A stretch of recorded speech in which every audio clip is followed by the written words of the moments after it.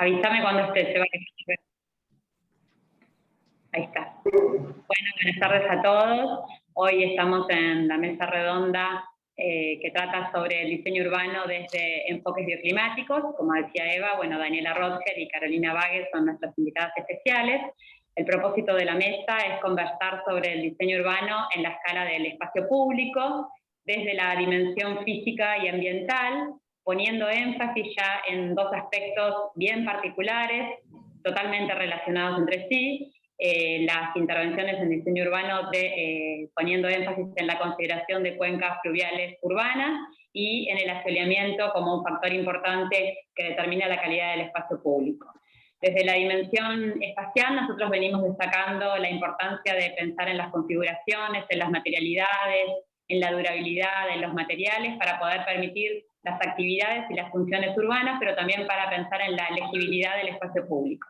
Y desde lo ambiental, que es un poco la parte que también incorporan, que es una parte importantísima en la clase que van a dar las chicas, ponemos énfasis en las relaciones entre la sociedad, los elementos estructurantes y en los rasgos y procesos de carácter natural. Perdón. Lo que venimos valorando hasta ahora son las características del sitio, en términos de hidrografía, de topografía, de orientación, de paisaje, la temperatura, el viento, la humedad, los eventos extremos, que inciden notablemente en la configuración de la ciudad, tanto como condicionantes como potencialidades, y que también implican muchas veces condiciones de riesgo para la población. Nos interesa en esta materia el diseño urbano entenderlos, comprender estos temas, porque entendemos que el diseño urbano tiene que desarrollarse en armonía con el medio natural, poniéndolo en valor para poder generar situaciones más ricas, que mejoren la calidad del espacio público o que directamente lo determinen. También la cuestión de esos aspectos tienen que ver con la habitabilidad de las instituciones del espacio público, y también la consideración incide en evitar o minimizar las posibilidades de degradación y también en el consumo directamente de los recursos naturales.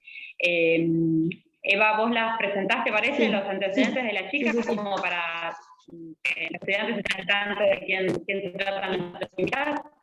Bueno, acá las tengo anotado. Las chicas, entonces, arquitectas egresadas de nuestra facultad y docentes, investigadoras, van a plantear dos temas que ellas vienen trabajando desde sus distintas investigaciones. Daniela Rothger va a presentar el diseño del paisaje fluvial urbano y Carolina Waage el acceso al sol en el diseño urbano. Les leo los antecedentes resumidos de las dos para que tengan una pequeña presentación. Daniela Rothger es arquitecta, como les decía, egresada de nuestra facultad, magíster en Paisaje, Medio Ambiente y Ciudad, y doctora en Arquitectura y Urbanismo por la Universidad Nacional de La Plata. Es investigadora del CONICET, en el Centro de Investigaciones Urbanas y Territoriales de la facultad nuestra, y también es docente en nuestra facultad. Se ha especializado en el estudio de los ríos y arroyos del área metropolitana de Buenos Aires y del Gran La Plata, desde la perspectiva del paisaje, el ordenamiento del territorio y la gestión del riesgo de inundación, y ha realizado investigaciones en el marco de su tesis de maestría y doctoradas vinculadas a este tema. Y doctorado vinculado a este tema. Es directora del proyecto de investigación Suelo Vacante, Riesgo Hídrico y Paisaje, Procesos de Urbanización Reciente en el sudeste del Gran La Plata y Estrategias para la Planificación del Crecimiento Urbano desde las cuencas hidrográficas. Y Carolina Waage, no sé cómo se dice, vos me... Sí, como quieran. Como suene, bien. Carolina Waage. Es arquitecta, también egresada de nuestra facultad, auxiliar docente de arquitectura del taller Vertical 8, desde el 2008 hasta la fecha. Fue becaria de investigación doctoral de CONICET tipo 1 y tipo 2 entre el 2008 y 2013, con lugar de trabajo en el laboratorio, no me acuerdo cómo es el LAIS, es laboratorio... El LAIS, sí, LAIS. De bueno, Arquitectura y Hábitat Sustentable. Bien, Arquitectura y Hábitat Sustentable de nuestra facultad, donde participó en varios proyectos de investigación. Es doctoranda, también en Arquitectura y Urbanismo, becada entre el 2011 y el 2012 por una beca de Erasmus Mundus para hacer una estancia doctoral en la Facultad de Filosofía y Letras de la Universidad de Valladolid, en España. También es investigadora, categorizada en nuestra facultad, docente en cursos de posgrado, participa como asistente y expositora en congresos, produce artículos y publicaciones en revistas locales y extranjeras, participó también en concursos de arquitectura como proyectista y asesora, y en el ejercicio profesional también realiza obras de vivienda individual e intervenciones urbanísticas. Bueno, bien, por acá entonces los antecedentes de nuestras invitadas de hoy, y ahora, si les parece, les damos el espacio a ustedes para contarnos la exposición, lo que prepararon para la clase. La idea es que tengan una exposición, no sé si quieren empezar Daniela primero y después Carolina, o si les da lo mismo. Sí, no hay problema. Bien, una vez que hacen la exposición, abrimos a consultas, a debate, lo que quieran consultar los estudiantes. Si surgiera alguna pregunta en el transcurso de la clase, y si las expositoras están de acuerdo, también podrían cortar, ¿les parece? ¿O las dejamos en el chat? No, sí. Eso como prefieran, yo no tengo problema. Me parece que por ahí está bueno si surge, y si son preguntas para dejar, las ponen en el chat, si les parece. Y si no, después al final abrimos los micrófonos y bueno, se consulta, se conversa. Bueno, ahí ya tienen para compartir, no sé si necesitan compartir pantalla. Sí.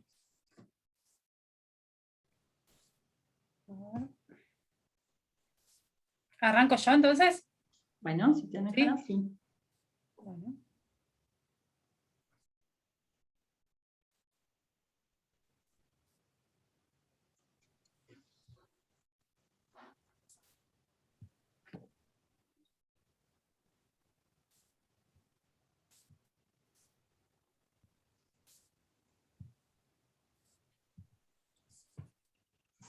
Ahí se ve. Sí. Para que se vea grande era F. No sé, es como... F11 me parece. ¿11 era? No. ¿F5? No. F5. F5, sí. No. No. Bueno, ¿por qué no logro? Pero F11 a ver si era. F11 es si estás en internet. Ah. Sí, me parece que sí. Que no le abrió como Adobe, que le abrió directamente desde internet. Sí. Sí, lo abrió visualizador. desde... Sí, es un visualizador. Si no tengo el... ¿Se logra ahí a ustedes la presentación? Yo la veo cortada. Sí, se ve cortada. Ah, se ve cortada. Bueno, a ver.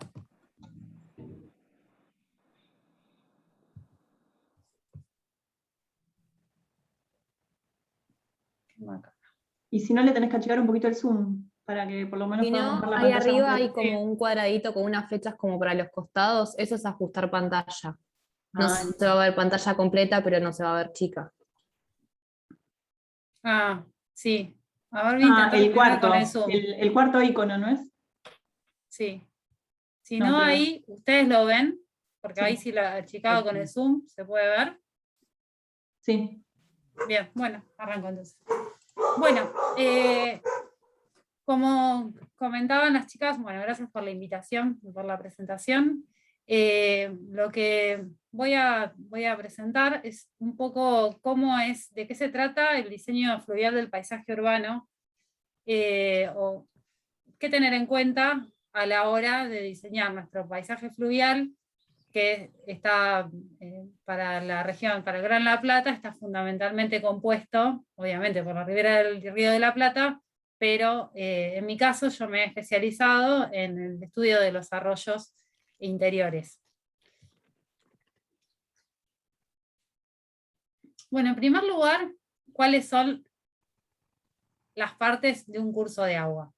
Lo primero que hay que tener en cuenta a la hora de diseñar el espacio fluvial, el paisaje del agua, es cuáles son los componentes que configuran ese espacio. El cauce de un curso de agua es el eje principal del paisaje fluvial, es un curso de agua claramente definido, por el que normalmente fluye agua y es el elemento principal de un río o un arroyo. también tienen importancia en el funcionamiento hidráulico las riberas, las márgenes y las llanuras de inundación. Mientras las riberas son las franjas del cauce que se inundan con las crecidas ordinarias, las márgenes son las áreas que limitan con las riberas y que ocasionalmente se inundan.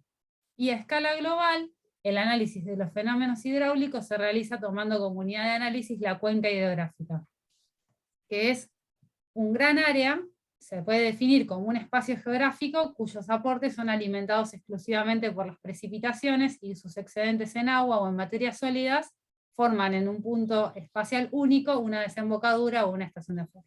Bueno, todo esto que suena medio abstracto,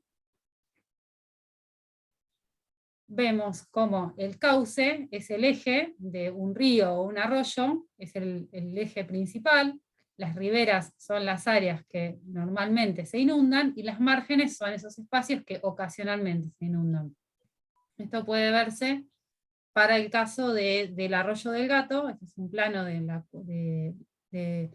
cauce, las márgenes y la planicie de inundación, que es un área más amplia, en el arroyo del Gato, y esta es la cuenca del arroyo del Gato, que es un área donde el aporte de toda precipitación que caiga en este área va hacia el curso principal o hacia los cursos principales. En este caso, o sea, todo el agua que caiga en cualquier punto, sea en este punto o en este punto, va a terminar en el cauce principal del arroyo. Eso significa una cuenca.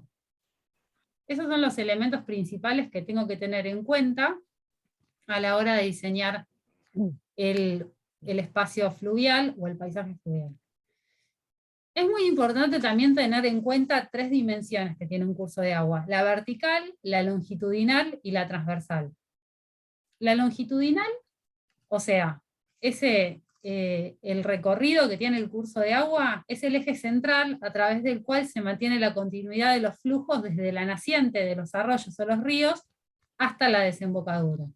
Así se organizan las comunidades biológicas, variando según la altitud, la pendiente, va viendo distintos flujos biológicos a lo largo de ese recorrido lineal, y también uno puede pensar en ese recorrido lineal como una oportunidad en el diseño urbano, por ejemplo, para organizar un recorrido.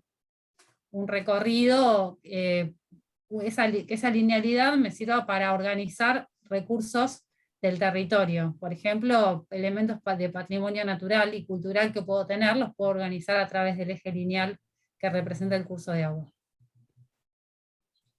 Por ejemplo, esto es un parque en China, donde la linealidad del curso de agua está acompañada por esta cinta, que va formando distintos espacios en el parque, y organizando las actividades.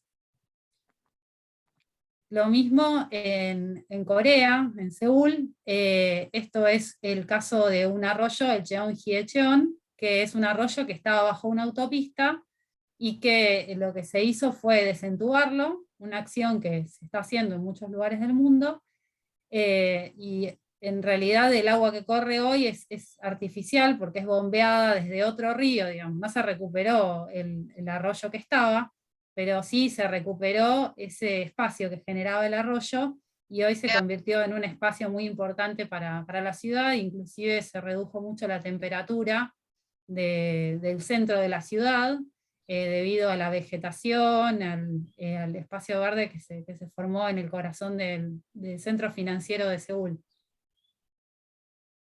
Por otro lado está la dimensión transversal, que es esta conexión que tiene la cuenca con el curso de agua principal. Esta conectividad transversal permite conectar los distintos hábitats que hay, las zonas secas con las zonas húmedas de las riberas, y esto, bueno, hace que se formen distintos tipos de paisajes fluviales. Este es un caso ya de la década del 80, en el marco de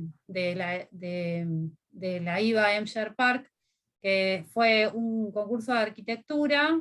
Terminó formándose este parque a lo largo del curso del río Hampshire, en este caso, en Alemania. Era una zona industrial en decadencia, donde todas estas se fueron rehabilitando edificios de carácter industrial y se fue generando todo un recorrido a lo largo de la cuenca, bueno, donde está bien en claro cómo todos estos recursos se van articulando a través de la cuenca y donde lo ecológico tiene mucho peso también. También lo mismo sucede para el caso del Parque Agrícola de Llobregat. Y por último, la dimensión vertical, que es el intercambio que se produce entre el sustrato situado por debajo del lecho del cauce y las zonas, las aguas superficiales y subsuperficiales. O sea, son todos los intercambios que se dan dentro de del cauce del curso de agua. Todos los intercambios que se dan en el espacio del agua. Intercambios que obviamente, en el caso de que, bueno, muchos y muchas deben ser de La Plata, y como habrán conocido, el Arroyo del Gato, por ejemplo, antes de que se revistiera en hormigón, y ahora, con las obras post-inundación de 2013, como está revestido en hormigón, bueno, cuando un arroyo o un río está revestido en hormigón, todos estos intercambios se anulan, no existen más. O sea, esos intercambios biológicos no existen más, porque ya no hay intercambio entre las aguas y la tierra. Y a nivel subterráneo tampoco, todo esto se anula, queda impermeabilizado el cauce. Entonces, ¿cuáles serían herramientas para intervenir los cursos de agua? Bueno, los cursos de agua se pueden intervenir de muchas maneras.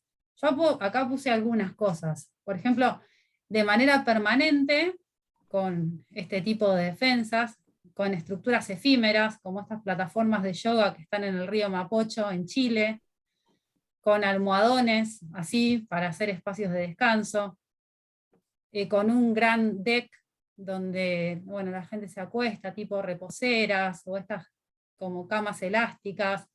Esto es, estos como cortinas que hay en este muelle. Distintos elementos que uno puede usar, bueno, el uso de puentes, de pasarelas, elementos de diseño urbano que uno ve y a veces no presta atención, pero que tienen bien diseñados, tienen mucho valor estético y pueden realmente revalorizar un curso de agua. Con respecto a las oportunidades y desafíos en la región del diseño urbano, los cursos de agua del Gran La Plata son estas son imágenes todas del Arroyo del Gato, son espacios donde hay espacios de precariedad, son espacios que no son una vista destacada, no son un paisaje que uno estéticamente destacable, son contaminación también, agua que corre violeta por el Arroyo del Gato, son espacios donde hay mucha densificación. Esto es la realidad de muchos cursos de agua en el Gran La Plata. Pero también esta es la realidad de los cursos de agua. O sea, este es el mismo arroyo, es el Arroyo del Gato en otros tramos, donde nace, donde desemboca, donde hay un puente de un antiguo recorrido ferroviario, en una zona rural. Este es otro arroyo de la región, que es el Arroyo del Pescado, que es un arroyo que es un paisaje protegido a nivel provincial, y que tiene, bueno, un bajo nivel de contaminación. Y entonces, un poco la idea de poner estas fotos es esto, de pensar que los arroyos, y en realidad para que el diseño urbano sea una herramienta efectiva, tiene que contar con apropiación social. Y para que cuente con apropiación social es necesario trabajar en este concepto que yo le puse casa, que es conocer, apreciar, sentir, pensar y activar los paisajes. Si yo aplico o construyo casa sobre los paisajes fluviales, va a haber apropiación y voy a poder hacer un diseño urbano que realmente sea efectivo y que sea para la gente, un diseño urbano para la gente. Mi casa, son los paisajes fluviales. Yo trabajo sobre los paisajes fluviales en mi trabajo, visibles e invisibles, o sea, los que están en la superficie, los que uno ve y los que uno no ve. En este caso son algunas imágenes dentro del proyecto de investigación que mencionó Eva, que dirijo, que se llama Suelo Vacante, Riesgo Hídrico y Paisaje, y que trabajamos en las cuencas de la zona sudeste de La Plata, incluyendo el Arroyo del Pescado, trabajando en cómo puede la urbanización convivir con un medio natural tan valorable y tan frágil a la vez. Entonces, en este caso, bueno, hicimos una recorrida con Julio Milat, que es un naturalista de la región, que nos fue guiando sobre las especies de aves, de plantas, de peces que hay en la zona. Estamos haciendo un cortometraje que ponga en evidencia nuestra existencia anfibia, se llama Trayectorias Anfibias, que somos anfibios como humanos viviendo en estos paisajes de agua, y cómo nos adaptamos. Y por otro lado, también hacer caza en los arroyos invisibles de La Plata. Este es un trabajo que no lo hago desde la investigación, lo hago desde mi actividad artística, que es visibilizar los arroyos que están entubados en el casco de La Plata. En este caso, esto es un arroyo, el arroyo del zoológico, que está a cielo abierto en el zoológico de La Plata y de donde pasa el tren universitario también, pero después hace todo su recorrido entubado hasta llegar al Parque Saavedra. Trabajo con un arroyo de tela que se va moviendo por distintos lugares de la ciudad. Ahí está en el Ministerio de Obras Públicas, y anda por donde el arroyo está entubado, pasa el arroyo de tela, como para crear conciencia sobre los arroyos entubados. Si tengo un poquito de tiempo, muestro un videíto, si tengo 8 Sí. minutos, si no, corto acá. No, está bueno. A mí, nosotros creo que nos Muestro un interesa videíto. a todos. Sí, sí, sí. Bueno, tengo que dejar de compartir y compartir de nuevo, ¿no? Para un video.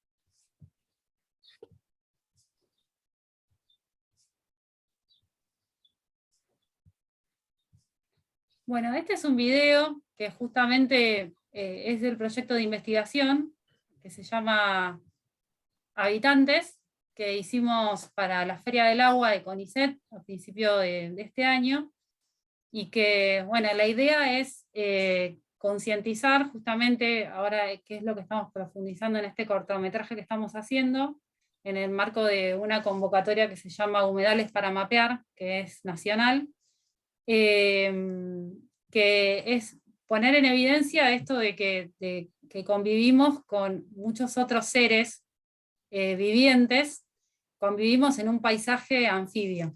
Así que bueno, de eso trata el video.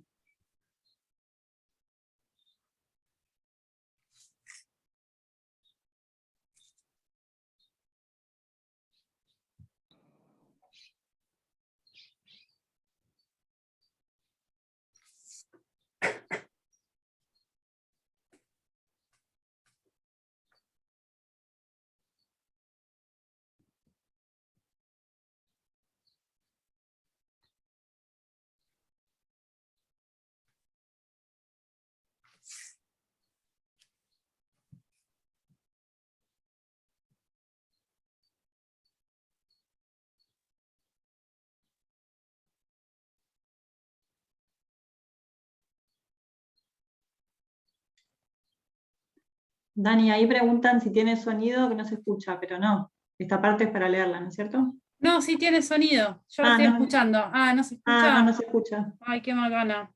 Tenés que dejar de Bueno. compartir y volver a compartir y poner que compartir con sonido, con audio. Te Bueno. aparece abajo en las opciones. O sea, cuando primero pongo compartir pantalla. Sí, abajo te aparece el- como compartir con sonido, compartir con audio, algo así. Sí, perfecto. Ahora lo vuelvo a poner y ustedes me dicen si se escucha. De interés provincial ¿Se por ley escucha? Ahora sí. 12.247. La voz de Cecilia Chiuso, ¿no? Sí. El sector sudeste de la ciudad de La Plata ha sufrido a lo largo de las últimas 2 décadas profundas transformaciones derivadas de un veloz proceso de expansión urbana. Este rápido crecimiento residencial se ha dado sobre zonas ambientalmente frágiles, cuencas hidrográficas con escaso grado de modificación y destacados elementos de valor ecológico y paisajístico. Nos interesa contar la historia del lugar desde la idea de paisaje y a través del arte como forma de expresión, con collage, fotografías e ilustraciones de las integrantes del equipo. Nos importa especialmente destacar el vínculo de las y los habitantes con el agua. Pero, ¿a qué nos referimos cuando hablamos de paisaje? Erróneamente asociado al medio construido o a la materialidad del entorno, el paisaje es movimiento, es vida y también un revivir de las memorias del lugar. Según el filósofo Jan Zimmer, el paisaje no es solo naturaleza ni tampoco únicamente cultura, sino la inseparable unidad entre ambos. En relación a los ríos y arroyos, y siguiendo al geógrafo Joan Nogués, las sociedades humanas configuraron sus paisajes a partir de su vinculación con el agua. Por eso esta puede ser la clave para leerlos e interpretarlos.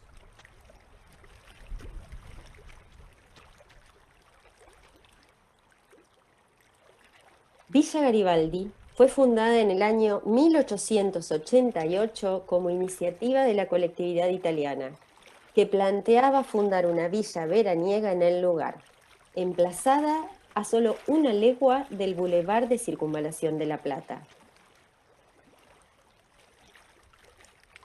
Dicha iniciativa no prosperó, pero más de un siglo después, la zona comenzó a ocuparse rápidamente por habitantes que buscaron y buscan establecer su vivienda permanente en un lugar tranquilo, rodeado de verde y también cerca del agua.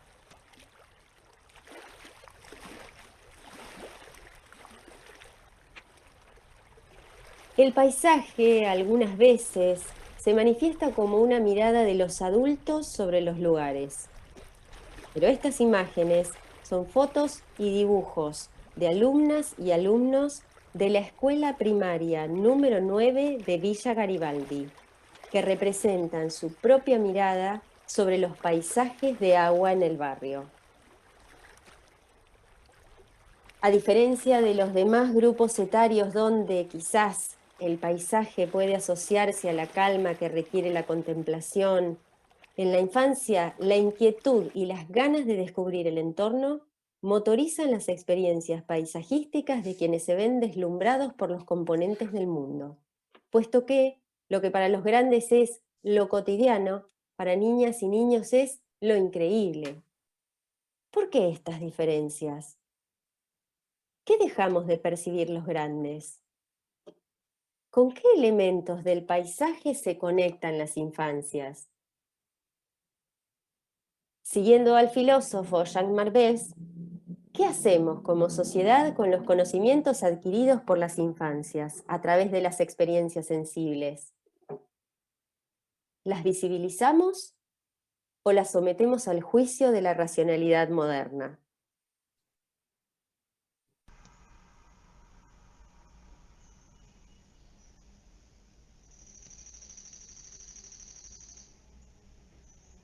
El paisaje no es solamente el medio habitado, transformado y vivido por los humanos. tampoco es un decorado ni un espacio inerte. Es un medio viviente y animado que también está habitado y atravesado por muchos otros seres aparte de los humanos.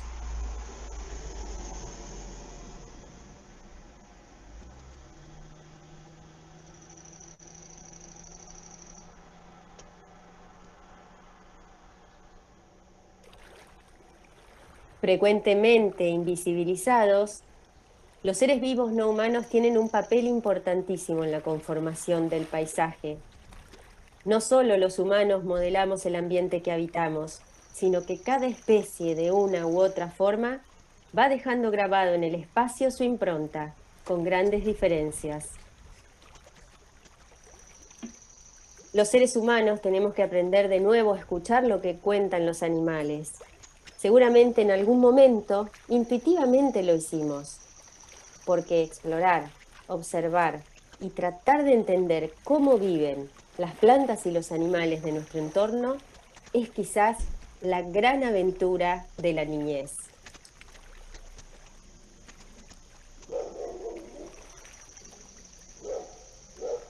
Según la lista crítica comentada de los peces de agua dulce del Río de la Plata, desarrollada por López, Meni y Miquel Arena, más de 40 peces de distintas especies habitan el arroyo El Pescado.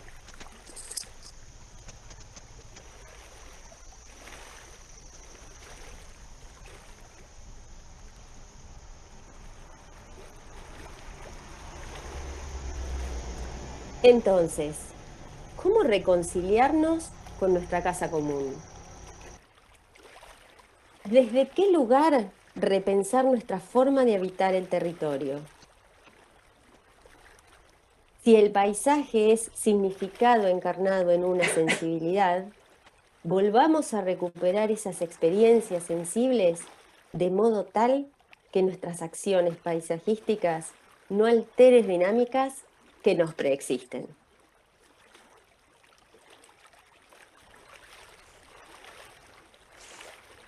Habitantes. Bueno,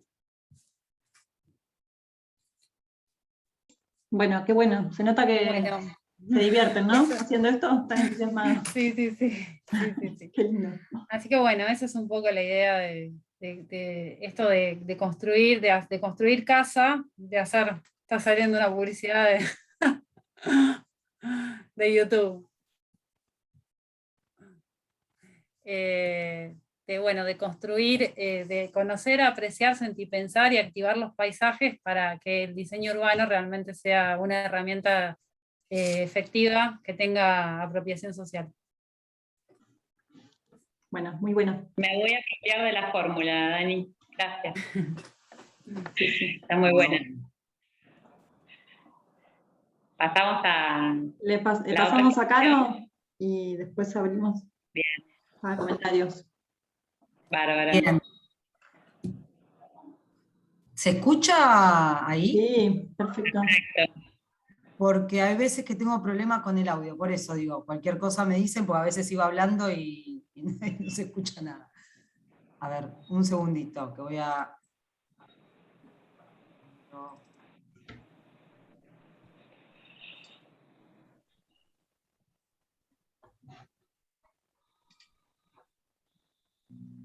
¿Comparto?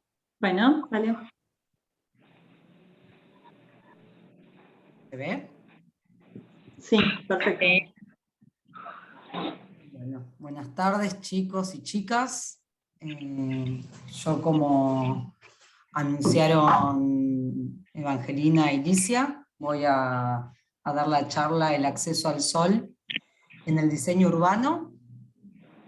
Y bueno, comento un poco cómo nació el nombre de la charla y un poco de dónde, por qué lo pensé así en el momento que me convocaron. Perdón, que no sé por qué no pasa, perdón. Todos tenemos algún problemita. Ahí va.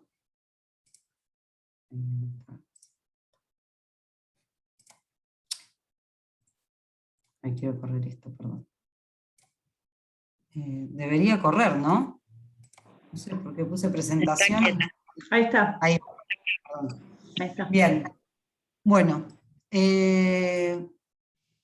para pensar esta charla me fui al año 2014, cuando con la arquitecta Belén Salvetti, que ahora es doctora, hicimos un documento que se llamaba Optimización del Código de Edificación Urbana a fin de contemplar la protección de sistemas fotovoltaicos frente a sombras producidas por nuevas construcciones, que nos solicitó el ingeniero Julio Durán, que era el que dirigía el proyecto de investigación que era como el proyecto madre, que llamaba Interconexión de sistemas fotovoltaicos a la red eléctrica en ambientes urbanos. Acá menciono rápidamente las partes que tenía ese documento, donde, bueno, hablábamos de las energías, de la energía solar térmica y fotovoltaica, antecedentes internacionales y nacionales, de cuestiones normativas donde se incluía el tema del acceso al sol, cuestiones que tenían que ver con recomendaciones de diseños, que tenían que ver con los usos urbanos, las zonas edificadas y los espacios libres, el trazado de las vías, la parcelación, la proporción, la forma de las parcelas, la posición de la edificación, la separación, la forma del edificio, y nosotros en ese documento tomábamos un ejemplo de un análisis que se había hecho en la ciudad de Buenos Aires con respecto a la verificación del acceso al sol, en función también de lo que plantea la norma IRAM 11603, que más adelante lo voy a comentar. Antes de empezar, quería hacer algunos comentarios. Primero que nada, bueno, como todos nosotros somos o van a ser arquitectos, mencionar que la industria de la construcción es una de las industrias que más consumen energía, y no solamente cuando se producen los materiales, sino en la producción de los materiales, en la construcción de los edificios, en la vida útil del edificio, y hasta cuando, bueno, los edificios dejan de funcionar, o sea, durante toda la vida útil, o sea, durante todo el ciclo de vida de un edificio, ¿bien? Pero por otro lado, volviendo al tema de la charla, el sol es una fuente de energía que es de las más abundantes en la Tierra, en todos lados, es renovable, está disponible, es gratuita, y muy superior en las cantidades, en cantidad a las necesidades energéticas de la población mundial. La energía solar puede completar eficazmente las necesidades energéticas en cuanto a electricidad, que era un poco lo que decía hoy. Está el tema de la energía solar fotovoltaica, que a partir de los paneles fotovoltaicos genera electricidad, y después está la energía solar térmica, que es, por ejemplo, cuando se capta la energía solar para calentar agua a partir de termotanques solares, o a partir de calentar el aire, que puede ser, no sé, hay calefactores, que hay como el muro Trump, pero también hay, no me sale la palabra, también captadores de energía solar para la calefacción de los edificios. Además, la energía solar es quizás la fuente renovable con la que los ciudadanos pueden protagonizar más directamente el cambio de modelo energético. Después, por otro lado, también vale mencionar el tema del deterioro de las condiciones de acceso al sol por la superposición de nuevas construcciones, y por ahí que no se tienen en cuenta en los códigos, o en ciudades que se van como sumando construcciones sin tener en cuenta ciertas cuestiones. Y el otro tema con respecto a eso que hay que tener en cuenta es, desde el punto de vista de la morfología urbana, el derecho de acceso y aprovechamiento de la radiación solar también puede estructurarse con respecto a entornos urbanos que están consolidados, donde se va a construir o se va a seguir construyendo, y entornos urbanos a construirse. Y por último, no lo quiero hacer muy largo, me pareció importante también, porque es un poco el ejemplo que voy a mostrar, me parece que es como una excusa para ver por ahí qué herramientas o qué metodologías se pueden pensar o implementar. No es nada nuevo, pero digo, me parecía como una buena excusa para pensar en esas cuestiones, y tiene que ver, bueno, con el planeamiento urbano, determina el futuro comportamiento energético de la ciudad, por cuanto concreta toda la configuración de un territorio, fija la posición de los edificios o sus características físicas, su relación con los espacios públicos y con los otros edificios, y todo ello dentro de unas condiciones climáticas particulares y concretas.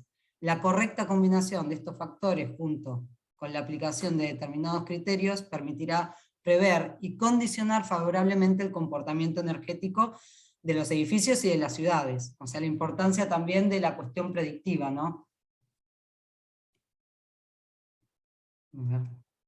Perdón, es que se traba y no pasa. Y ahora voy a comentar el ejemplo, el caso concreto que les decía, que era la verificación de las condiciones de asoleamiento en pasajes de la ciudad de Buenos Aires, evaluación de alturas considerando criterios normativos existentes por distrito, anchos de calles y orientación. Bueno, acá hay unas cuestiones generales, para saber, obviamente no me voy a poner muy técnica con esto, pero dice, la evaluación, la evaluación del acceso al sol se hace según lo que pide la norma IRAM, el 21 de junio, que es el día más desfavorable del año con respecto a o sea, es el día más crítico, porque bueno, obviamente el sol tiene el ángulo más bajo y es como el día, acá empieza obviamente en el hemisferio sur el invierno. Entonces, las condiciones para hacer esta evaluación es tomar todo esto según la norma IRAM, tomar el día más desfavorable del año con respecto a la radiación solar, que es el 21 de junio, que es cuando empieza el invierno, y tomar el rango horario de las 10 a las 14 horas, que es cuando se presentan los niveles de radiación solar aprovechables durante ese día. Bien, acá el ejemplo, ellos usan un software que se llama Ecotec, que en realidad de ahí sacan todos los ángulos, las coordenadas, y también hace la modelización que vamos a ver. Pero a mí me interesaba también mostrar muy rápidamente un software que nosotras con Belén hemos usado. Yo ahora la verdad hace mucho tiempo que no, pero es un software que se creó en la Universidad de Salta, que lo que hace es, cargando ciertas variables con respecto obviamente a un sitio, este software arroja las horas solares, duración del día, obviamente para un lugar específico, y un día específico, declinación solar, ángulo horario, altitud, azimut, irradiación, y también genera ciertos gráficos en 2 dimensiones y 3 dimensiones que tienen que ver con lo que, quiero cerrar todo, que un poco tiene que ver con lo que iba a contar acá.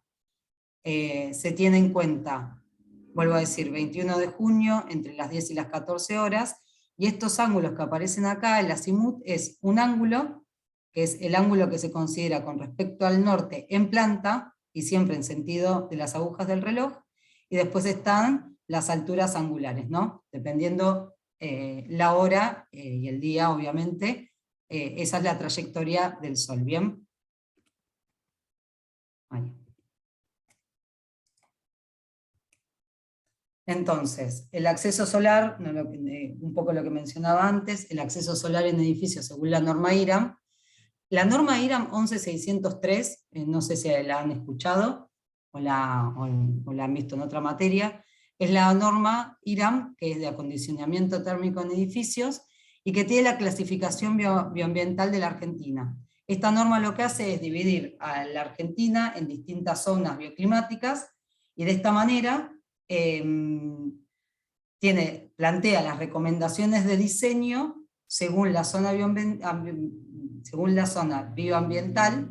y a partir de eso se hacen las recomendaciones de diseño que tener en cuenta, por ejemplo, dependiendo de la zona, si es extremadamente fría, si es templada, si hay mucho viento, con respecto a esas cuestiones. La norma IRAM también para la ciudad de Buenos Aires, todas esas cosas están en la norma y está por provincia y demás, y por ciudad. La norma dice que el cuadrante con la orientación óptima para Buenos Aires es el del noroeste, norte, noreste y este. ¿Bien? Y después, bueno, la norma también dice, lo que les decía anteriormente, que es necesario verificar el 21 de junio, que es el día más desfavorable del año, 2 horas de sol, y si se va a utilizar para captación solar destinada al aprovechamiento energético, hay que garantizar 6 horas de aseguramiento continuo. Eso según la norma. ¿Bien? Entonces acá vamos al ejemplo concreto. El análisis es sobre un pasaje de la ciudad de Buenos Aires. Esta es la situación actual, la de la izquierda, la de la figura 3. Este es el pasaje Rufino. Y lo que analiza, o lo que evalúa este ejemplo, es, teniendo en cuenta, si se tomaran, hablo de la figura 4, la altura máxima tomando el pulmón de la manzana de enfrente, llevar las alturas máximas de lo que está construido, y el otro análisis es si se llevaran las alturas máximas que permite el Código de Planeamiento Urbano, que sería la figura 5. Entonces, acá volviendo al tema de la norma IRAM, esta es la fachada, a ver, voy a marcar acá, sí. Esta sería la fachada a la que se quiere verificar que tenga al menos 2 horas de sol ese día. Por otro lado, el cuadrante de orientación está dentro de lo que dice la norma que es óptimo para Buenos Aires, y acá está el norte, y con respecto a la orientación de la fachada, ese ángulo del sol, el azimut, es de 58 grados.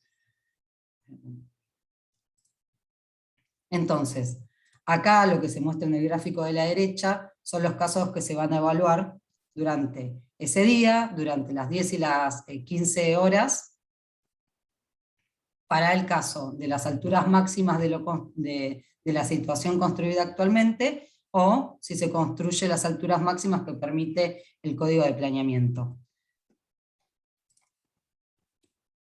Acá está el caso 1 y el 2, perdón, que hago y de vuelta, pero para que recuerden, son los de acá de la esquina.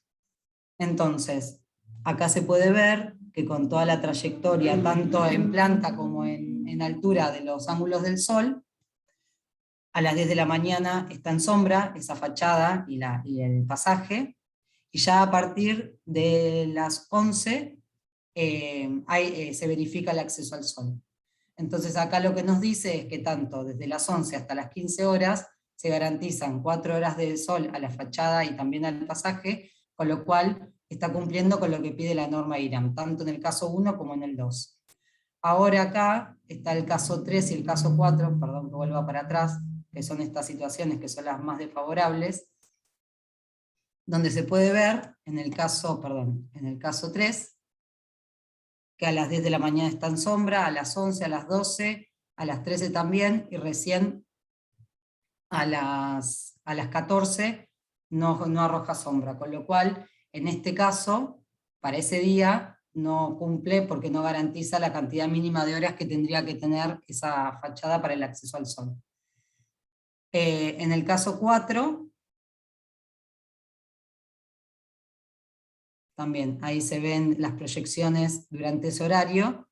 Acá sí verifica, garantiza 3 horas de sol, y en el caso 5, que es teniendo en cuenta las alturas máximas del Código de Planeamiento Urbano,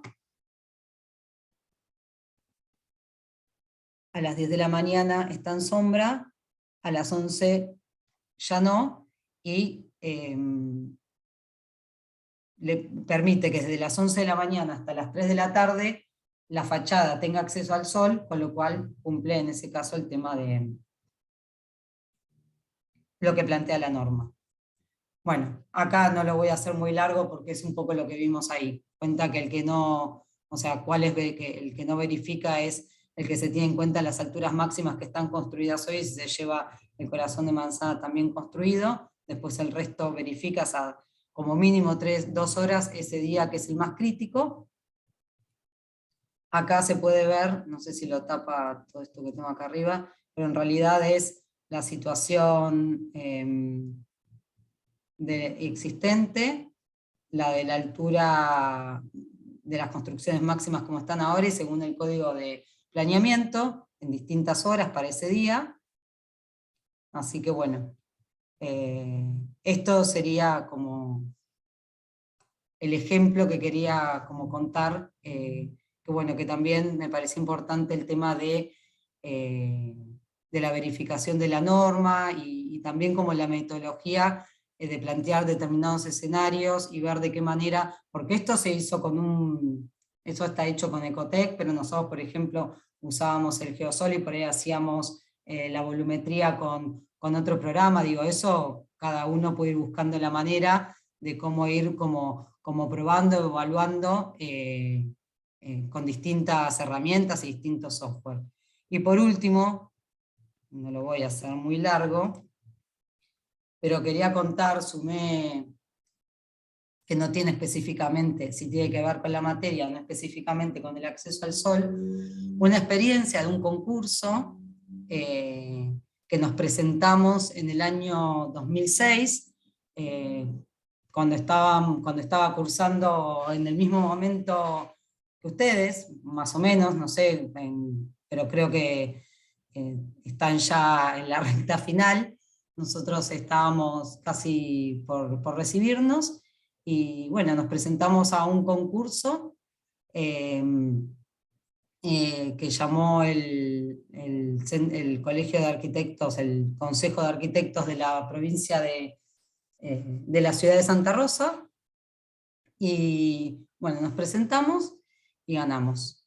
Y el concurso era, las bases pedían la renovación urbana del corredor San Martín, que es donde está marcado con naranja, que eran estas 17 ramblas, que iban desde... Claro, mirá que no se ve, ¿eh? Estamos todavía con la imagen del modelo de las sombras.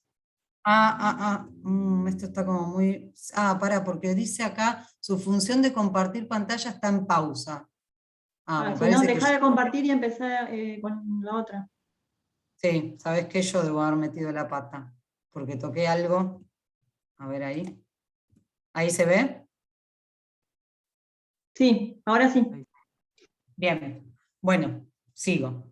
Bueno, la renovación era de todo este eje histórico que iba desde el centro cívico hasta el ferrocarril y la laguna, eran 17 ramblas, y había que semi-peatonalizar 2 calles, que son las que están ahí marcadas con la línea más cortita. Entonces, bueno, nosotros lo que propusimos, esta era la situación antes del concurso, estaba todo como, bueno, en muchos casos prevalecía lo seco, no había como una identidad de todo ese corredor y de todo ese eje histórico, así que lo que nosotros propusimos, acá hay algunas, obviamente no están las 17, eran primero que sean recorribles desde el principio, o sea, desde el centro cívico hasta la laguna, que era algo que antes del concurso no se podía hacer. Había muchos obstáculos, vuelvo a decir, no había una lectura, no había como una identidad, no había una lectura de todo ese corredor. Entonces, lo que planteamos nosotros fue a partir de, voy a pasar, la propuesta nuestra era 2 estratos, uno que era el inferior, obviamente para todas las ramblas, que básicamente el estrato inferior era, lo que era la parte desolado era unas lajas que eran iguales a las que tenía la plaza de la ciudad, una grilla verde y césped, que eso se iba trabajando por porcentajes en sentido centro cívico, la laguna. Y después también dentro de ese estrato había estos elementos verticales que le daban como escala, los bancos de hormigón, y bancos de madera. Y también las bases para monumentos o esculturas existentes, que eso también había que cambiarlo, y cestos de basura. Y después, en el estrato superior, aparecían estos elementos verticales, que eran luminarias, y cuando no eran luminarias se transformaban en los soportes de estas pérgolas, que eran como unos árboles artificiales. Así que bueno, básicamente la propuesta eran como esos 2 estratos, y bueno, y la suma de lo natural con lo artificial. Bueno, acá hay algunos cortes que cuentan un poco el tema del mobiliario y demás. Estas eran imágenes de la propuesta de cuando nos presentamos al concurso. Esta era la propuesta para la parte semipeatonal, que esta parte sí no se construyó, pero bueno, se repetían de vuelta los mismos elementos verticales, que cuando no eran luminaria podían ser cartelería. Estas son algunas fotos de cuando se hizo la obra, y estas son algunas fotos de cómo está la obra. Así que, bueno, ahora sí, muchas gracias. Bueno, voy a prender la luz, perdón, porque me quedé... Qué bueno, Caro, porque es justo un ejercicio bien propio de la materia. Y que qué bueno que lo hayan hecho a la edad que los chicos tienen ahora. Es que me pareció bueno contar la experiencia, no porque era un concurso que habíamos ganado, sino porque nos animamos a presentarnos, salió, además era vinculante, se construyó, porque a veces también pasa que inclusive después por una cosa o por la otra se terminan no haciendo, así que pudimos como seguir como todo el proceso, y bueno, nada, para que se animen y hagan concursos también. Sí, está muy bueno. Caro, ¿y quién lo firmó? ¿Cómo hicieron con el proyecto, con la autoría? Bueno, en realidad eso fue un poco gracioso, porque fue así, el papá de un amigo mío es arquitecto y vivía allá en Santa Rosa, y nosotros para poder presentarnos, como éramos alumnos, tenía que firmar sí o sí un arquitecto, y tenía que ser de Santa Rosa, tenía que ser de La Pampa. Así que Enrique, obviamente él estaba al tanto, no es que solamente, pero la verdad que el concurso lo laburaron ustedes. Sí. Y bueno, claro.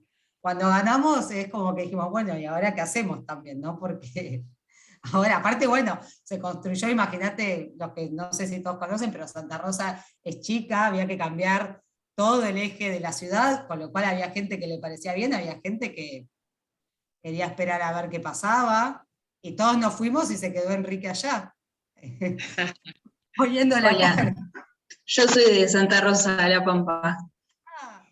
Bueno. Sí, quería comentar que es muy bueno porque quería comentar que es muy bueno porque de hecho yo misma he usado ese mobiliario urbano para tomar mate, la verdad que es muy bueno. Se junta un montón de gente en el corredor y actualmente hoy en día se reusa. Sí. Nos juntamos por ahí a tomar mate, ahí, real. Es que en realidad, Aldana, lo que vos decís, no, bueno, y aparte que bueno que se pueda verificar, porque un poco, y esto lo digo en serio, lo que nosotros vimos cuando fuimos la primera vez, bueno, aparte uno de mis amigos, obviamente el hijo del arquitecto que firmó, que vivían allá, lo que notábamos es que la Rambla no tenía ningún tipo de uso, porque estaba totalmente con obstáculos, perdón, no me salía. Obstaculizada. Sí, no me sale. No se podía circular, no se podía, o sea, todas esas situaciones que vos decís, que era lo que nosotros creíamos que la Rambla, que ese eje, además, o sea, que se puede usar además de circularlo, tal cual lo que vos decís, por eso también se plantearon esos bancos como por ahí más de reunión, o esos elementos por ahí verticales inclusive, bueno, que también eran bicicleteros, pero también como de alguna manera, como algún tipo de contención, para si se sentaban y demás, como alguna especie como de seguridad, de contención, más allá de la escala. Así que sí, era tal cual, o sea, pensábamos que se usen, porque antes, bueno, vos que sos de allá seguramente lo sabés mejor que yo, no, me parece que eran, era eso, se cruzaban por las puntas, que eran los puntos de cruzar la avenida, y después no tenían uso. Sí, la verdad que sí. De hecho, yo en mi adolescencia fui al colegio, un colegio que queda justo sobre esa calle, y cuando salíamos íbamos ahí, tipo, hasta que nos busquen o esperar entre clase y clase, nos juntábamos todos ahí en los bancos, esos que se veían, los de madera o los de hormigón.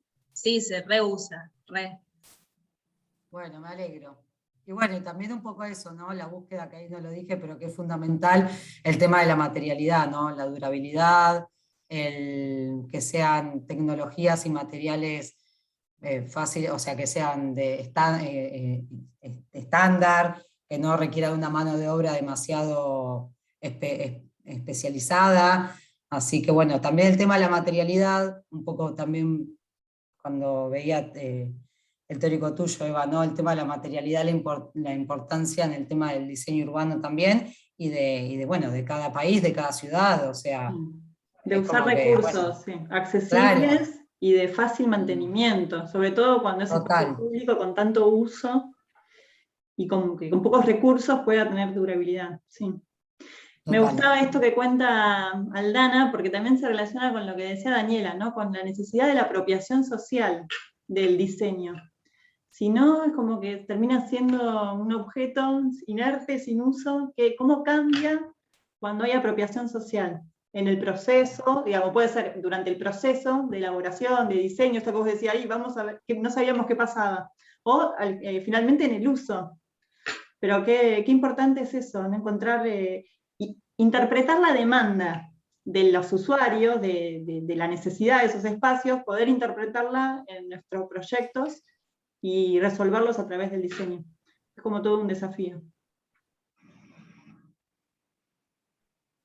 Bueno, ¿les parece que...? La primera vez que me cruzo con así, sacando cuando hemos vuelto y todo, por ahí alguien realmente que diga, bueno, yo lo usé, salí del colegio, lo usé, me junté. ¡Qué bueno! Ya está, te puedes ir a dormir tranquila hoy. Ya está, te dura por... Claro. Qué bueno. ¿Alguna pregunta tienen los chicos? ¿Algún comentario?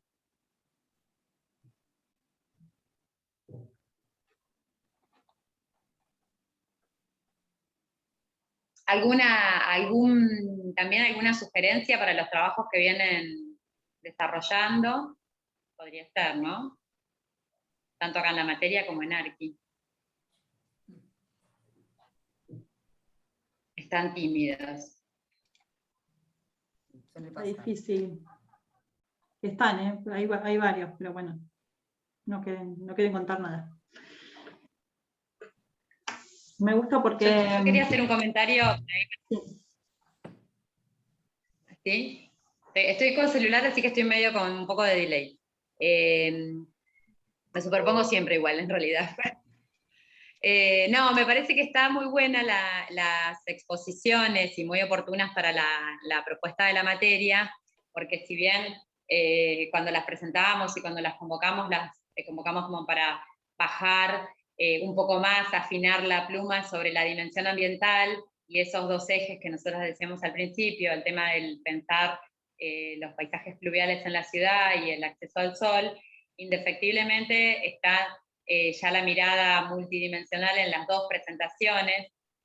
Cuando Dani mostraba el video con el tema de las infancias, me parece que está directamente relacionada incluso con temas que vamos a ver más adelante cuando nos aproximemos a la dimensión social, pero también clarificando y exponiendo que si estamos pensando los aspectos ambientales, si estamos teniendo esta mirada tan fina, es justamente para la apropiación social. Entonces me parece que digamos, que enfatiza esas ideas de la propuesta general de la materia, ¿no? Que nos importa lo natural en todos los sentidos que se dijeron, pero también por las percepciones, por los usos que puedan tener la diversidad de colectivos en la ciudad.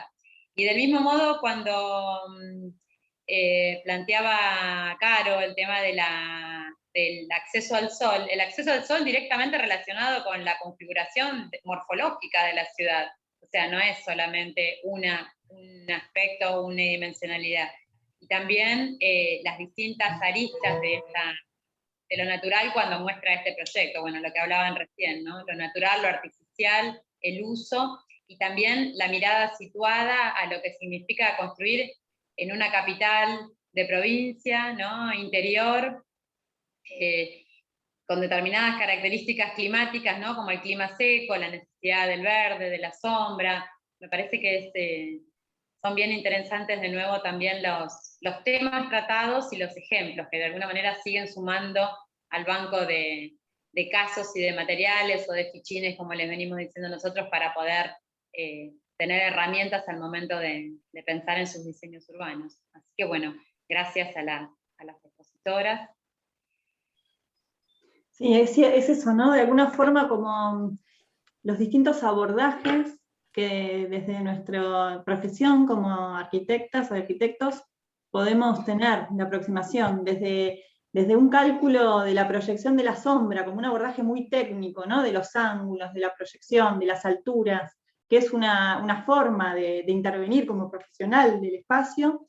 Y por otro lado, desde una mirada más amplia, como mostraba Dani, desde algo como que es como una mirada hasta opuesta a esos cálculos que serían las intervenciones artísticas, ¿no? Esa interpretación del paisaje, del paisaje del agua, armándola con esos cordones que decías, bueno, acá hubo un arroyo y hay que tomar conciencia sobre eso. Y desde todos lados somos arquitectos que tenemos esas interpretaciones, esos estudios de la ciudad. Entonces, que me parece que eso es lo bueno de esto, ¿no? Como decía Alicia, bueno, son como fichines, son como alternativas posibles y distintas formas de aproximarse. Y todas alimentan al diseño. Entonces, para nosotros lo importante es ese aporte, ¿no? Desde distintas posiciones, desde distintas miradas, y nosotros mismos, no es que uno hace ese cálculo y no dejas de hacer otra cosa, porque... Del tipo de conocimiento, claro, que usamos, porque ahí está ese conocimiento tan cuantitativo, tan de proyecciones, tan matemático, y después el conocimiento que tiene que ver con lo perceptual, pero también la percepción propia del mismo profesional. Me parece que digamos, que suma un montón a eso. Y también me encanta te corte, Eva, pero en la presentación de Dani, las distintas también recursos para poder animar la intervención y el poder pensar la importancia de estos recursos en la ciudad, ya no como recursos, sino como parte de la misma, ¿no? de un arroyo, una forma de visualizarlo, esto que están haciendo a modo de campaña, de los videos, del documental, de los recorridos. Me parece que eso también es importante, ¿no? De que la apropiación también se construye y hay formas de hacerlo, y bueno, toda la campaña que están haciendo, digo campaña, no sé si es así como lo llaman ustedes, ¿no? O si, ¿cómo te parece, Dani? Pero me parece que eso de poder construir la apropiación, que no se da, no va de suyo, sino de que hay que, digamos, hacer mirar a la ciudad en la ciudad, me parece que también es un aporte importante para esto, ¿no? A veces sí, podemos mencionar, hay muchísimos casos de espacios públicos planificados que no tienen uso porque no tienen apropiación social, o sea, espacios abandonados, vandalizados, hay muchísimos de esos, triangulitos, plazoletitas que tienen un equipamiento anodino, algo que no está diseñado, que el mismo módulo de juegos repetido por toda la ciudad, como una cuestión cuantitativa, como bueno, todo, y no, esos espacios que no están diseñados en específico, no están diseñados pensando en la población, en el usuario, en la demanda, como decía Evangelina, y bueno, no tienen la apropiación como sí ha sido el caso, por ejemplo, de Santa Rosa. Entonces, bueno, la idea es esto, de construir esa apropiación, de satisfacer esa demanda y de construir, de empoderar, de ayudar al empoderamiento para que desde la comunidad pueda generarse esa valoración del espacio, ese cuidado y esa participación en todo el proceso, desde la demanda pasando por el diseño, la construcción y el cuidado posterior. Me parece que es algo fundamental para que el diseño urbano sea una herramienta eficaz. Tal vez tengas algún interesado en sumarse a las recorridas que hacen, Dani, seguro.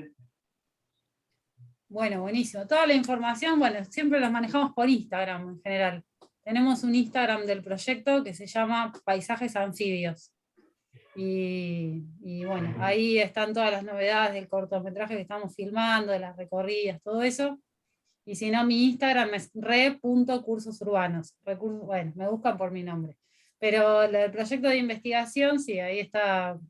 Vamos a hacer una recorrida probablemente este mes, nuevamente por el Arroyo del Pescado, con Julio, que es naturalista y que, bueno, nos va explicando sobre todas las especies que hay, con avistaje de aves, bueno, todas cosas que uno no mira a simple vista, que se necesita este conocimiento. Por eso también salirse un poco desde lo profesional, salirse un poco del pedestal, ¿no?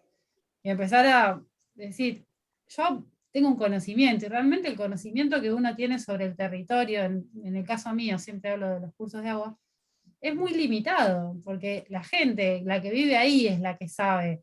Entonces, yo sé un poco, Julio como biólogo tiene otro conocimiento, y se necesitan muchos conocimientos, mucha disciplina, y mucho conocimiento de la cotidianidad de esos espacios, que es en definitiva para las personas que se va a diseñar. Entonces, bueno, es una construcción colectiva en la que se necesitan muchas disciplinas y escuchar todos los saberes sobre ese territorio.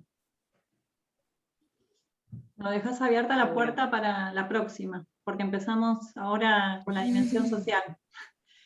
Hicimos una estructura, de alguna forma, para darle orden a los contenidos, esta multidimensión organizada en 3 dimensiones, la física espacial, lo ambiental, que es lo que estábamos trabajando hasta la clase de hoy, y a partir de la clase que viene avanzamos sobre la dimensión social. Y está bueno que lo hayan dicho, porque de alguna forma esta estructura que armamos rígida y de alguna forma arbitraria de cómo organizar los contenidos de la materia, se pone en crisis todo el tiempo, porque en realidad no podemos despegar una dimensión de la otra. Porque la otra vez también hablábamos, cuando hablábamos con Isabel también se mezclaban las dimensiones, así que está bueno porque en realidad sirve para discutir, ¿no? Todas estas cosas, y nos viene bien para seguir avanzando y seguir haciéndonos preguntas. Ahí me parece que interrumpí. Hernán, ¿querías hablar vos? Y te pasé por encima. No, no hay problema. ¿Cómo andan? Bueno, Bien. primero gracias a las chicas, que la verdad que está muy bueno el aporte. Y quería contar que cuando Daniela comentaba el tema de las proyecciones solares, acá en Madrid me tocó hace 4 o 5 años que tuvimos un grave problema con el crecimiento de los edificios. El código de edificación no estaba bien resuelto, tenía grandes falencias, un código muy viejo, la ciudad creció de golpe, y nos encontramos con que la playa a las 3 de la tarde tenía sombra de los nuevos edificios, y fue terrible lo que hubo que tratar de resolver en lo inmediato, porque se venía una venta de propiedades, un movimiento muy grande, y nada, la altura de los edificios era increíble, la sombra que proyectaba, hubo que trabajar bastante complejo en la modificación del código de edificación. ¿Y cómo Fue terminó? difícil. Y por Los que suerte se estaban, frenó, pero quedaron. los que estaban quedaron, si no hubo forma, pero fueron 3. Hoy la ciudad tiene un perfil totalmente distinto, creció muchísimo, hay más de 20 edificios en ejecución en el último año. Pero se logró frenar, porque todo el frente costero tiene un valor terrible, la propiedad vale muchísimo, y ya se veía una altura muy grande en los edificios que no se podía frenar. Pero una locura con la playa que tiene Madrid, que a las 3 de la tarde tenía sombra en los principales lugares. Bueno, pasa también en algunos balnearios de acá de la provincia de Buenos Aires. que los Sí. edificios dan sombra. Sí, lo que Claro. pasa es que, a ver, cuando uno habla del acceso al sol, obviamente, como dice Hernán, no es solamente para captación y generar energía, tiene que ver con cuestiones que tienen que ver con la salud, que tienen que ver con el bienestar, que tienen que ver con el confort. Por ejemplo, una playa que no tiene sol, o sea, es como... Y después creo que tiene que ver un poco con los crecimientos que se dan en las ciudades, justamente sin previsión, y también hay una cuestión que tiene que ver con lo económico, ¿no? Claro, sí. El Eso siempre. favorecimiento, sí, de algunos sectores. Sí, claro, porque seguramente hay cuestiones que tienen que ver con, vuelvo a decir, con la falta de previsión, y después también que siempre están esos sectores que son los que, como dice Hernán, seguramente tener edificios altísimos enfrente de la playa generan mejora la rentabilidad. Una renta que, claro, pero bueno, sí, se verifican muchísimos casos. Sí. Bueno, ¿alguien más quiere hacer algún comentario? Me parece que están buenos estos comentarios que recuperan los conocimientos de las ciudades de origen, ¿no? La diversidad de situaciones que hay que atender. ¿Alguien tiene uno? Recordamos que tenían varias ciudades en el primer trabajo práctico.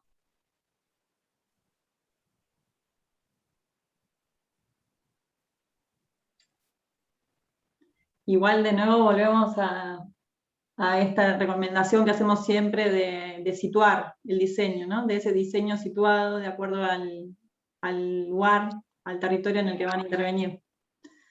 No es lo mismo trabajar en las calles que mostraba Carolina, que son calles angostas del centro de Buenos Aires. No sé qué ancho tendría, pero estaban trabajando con alturas de 30 metros. Creo que eran 9 metros. Claro, son 9, entonces las proyecciones esas que daban, que había lugares que no tenían sombra, que no llegaban a tener el sol suficiente durante 2 horas, con edificios de 30 metros de altura, era en ese cálculo para calles que tenían 9 metros, es decir, muy angostas.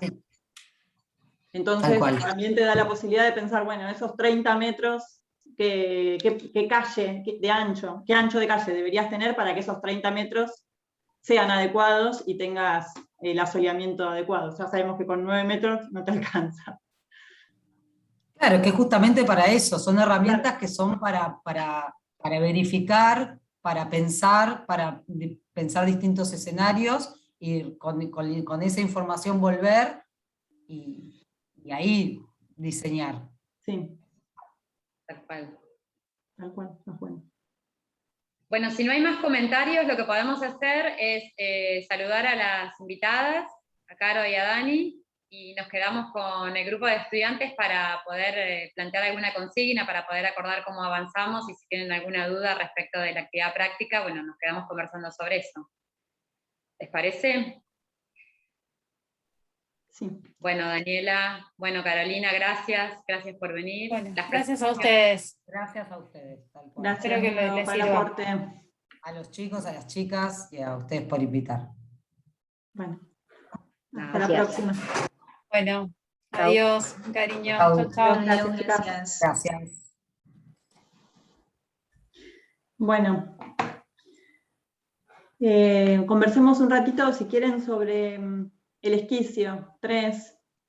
No recibimos consultas ni comentarios, entonces lo que se nos ocurrió es armar un Padlet para que puedan ir subiendo avances por grupo, y entonces nosotras podemos ir haciendo comentarios de manera asincrónica, ¿no? Durante los próximos días ustedes pueden subir y nosotros vamos viendo a ver qué tienen, cómo pudieron avanzar, vamos haciendo esas evaluaciones parciales y les comentamos. Entonces por ahí les va a servir más esta retroalimentación, mirando entrega por entrega, que la posibilidad de hacer preguntas, porque vemos que no nos preguntan, y por ahí no es que no las tienen, sino que no saben bien qué consultar o de qué forma. Entonces lo que les proponíamos era eso. Les podemos subir a aulas web, el link para el Padlet, y ahí ustedes nos comparten lo que tienen hecho. Y a partir de ahí podemos ir con comentarios desprolijos, sin hacer ninguna evaluación demasiado formal, pero por lo menos decir, bueno, esto está bueno, acá les podrían avanzar con esta parte, no sé, que los comentarios que nos surjan a partir de lo que veamos, y que les pueda servir para terminar de desarrollar el esquicio. Y también nos sirve a nosotras para ver cómo vienen, porque estamos como medio en el aire. Claro, nos pareció oportuno poner el PAD-LTS porque ahora estamos terminando esta segunda pata de la materia y ya entramos en el final, entonces tampoco queremos dejarlos para que, digamos, tiren todo al final del trabajo, sino que vayan haciendo avances parciales para poder ir también nosotras haciendo un seguimiento, ¿no? Y podamos aportar algo, no que podamos ver los trabajos solamente al final de la materia. Entonces, bueno, este Padlet que agregamos hoy va a ser un Padlet que esté hasta el final de la materia. Y la idea es esa. Y en el caso de que ustedes quieran también hacer comentarios sobre los trabajos de los compañeros, son bienvenidos, se van a hacer también en formato de comentarios. Y la idea es que ustedes vean la totalidad de los trabajos o la mayor cantidad de trabajos posibles para poder intercambiar. En estos espacios es difícil poder exponer todos los trabajos. Si estuvieran, por supuesto, ahora podemos ya compartir pantalla, pero la idea es esa, que podamos intercambiar de alguna manera en principio, a través del Padlet. Y después lo traemos, cuando terminamos la clase que viene, de nuevo podemos hacer comentarios sobre eso y avanzar a partir de lo producido.